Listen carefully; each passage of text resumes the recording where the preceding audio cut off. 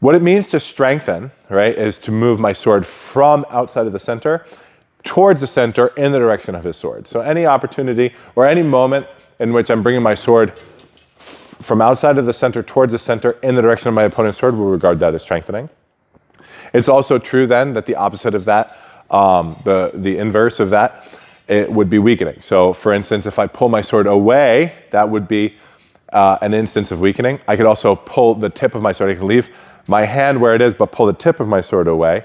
We would regard that as an instance of weakening. So anytime I'm moving away from the center, all of these are instances of weakening. Anytime I move my sword towards the center, all of these are instances of strengthening. I can do that from out here. So I can begin with a strengthening action from weak posture, like my sword above my head.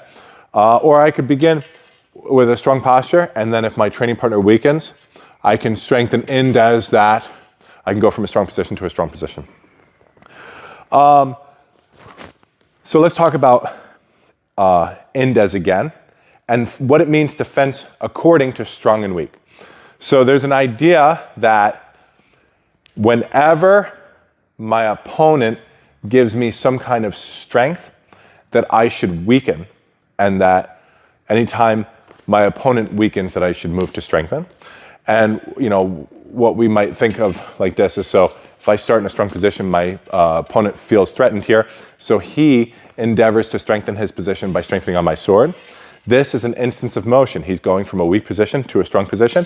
That's an opportunity for me to work. I can weaken inside his action. I can weaken inside his strengthening action and hit with the Frequens in this case. If my opponent, instead of immediately strengthening, looks to take control of my sword by weakening, so they can either weak with the Zucken or a Frequens kind of an action, and then strengthen the other side, right? I can work Indes that, right? So again, my opponent moves to weaken his position, and I can fence strongly into his weakening. If he Zuckens, I can fence strongly into his Zucken. As he pulls his sword away, I move into the weakness that he's creating as he's creating it. So this is what we would regard as fencing according to strong and weak. Indes motion. So let's talk about, you know, ways that we can do this, that we can get caught up doing this. So one of the things that we often see is that if I start from a strong position, my opponent or if I start from a weak position, I move to strengthen. They feel the strengthening. They work Indes with their weakening action, in this case, the Frequens. But then they've established a strong position because my sword is outside of the center and on the other side of his sword. And he sees my sword moving away, further away from the center, right? He's already achieved his strong position. He sees the motion, he sees the weakening, and so his sword is being pulled towards my sword. So let's just look at that again. So I'm here, he changes through, and I pull my sword away, and he chases my sword here. He follows my sword into, as it's weakening. But the problem with that is he's already achieved a strong position, right? And so the motion of me weakening against this configuration here, that should not be chased with a taker, right? He's already achieved a strong position. If I continue to weak, what he should be trying to chase with is a hitter. So he should be trying to hit Indes that action. So again, so if I'm strong and I strengthen, he weaks, and then I'm here.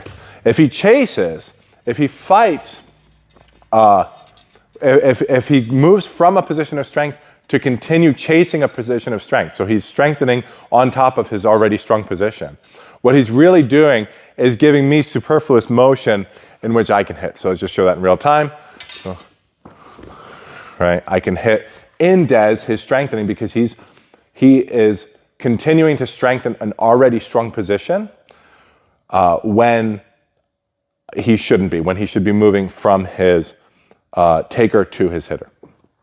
Another instance that this often comes up is if my opponent is working Indes to try and maintain a strong position. So he see that I'm in the Sufechten, I'm throwing all these cuts, and he's just tracking on my sword. If I throw this cut, now I've entered the Krieg.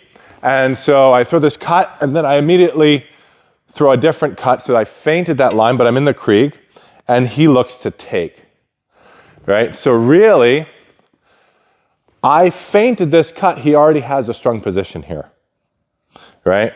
So again, I'm here, I'm throwing all these cuts, just doing all this other kind of thing.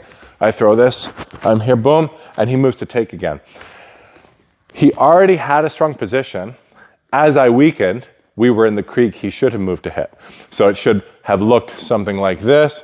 So I throw these cuts, wait until I'm in the Krieg, right? So he can immediately hit Indes my weakenings. I throw this provocation, and then instead of trying to take to make sure that he doesn't get hit, he uses the opportunity of my weakness. Once he's achieved a strong position, I stop this cut because it's already failed.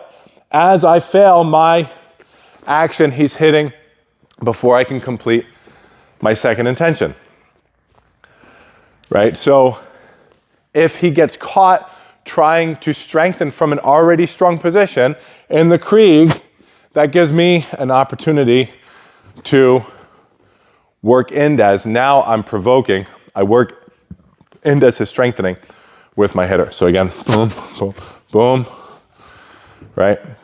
So again, these are instances where we would think of fencing strong to weak, weak to strong, Indes.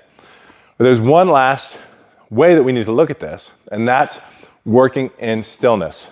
So if I'm strong and I push my training partner's sword aside, and we get to this situation, I'm strong, but I haven't done anything, right? If I continue to strengthen further, we already decided that that's an opportunity for my training partner to work Indes and hit. So I can't strengthen and then strengthen further.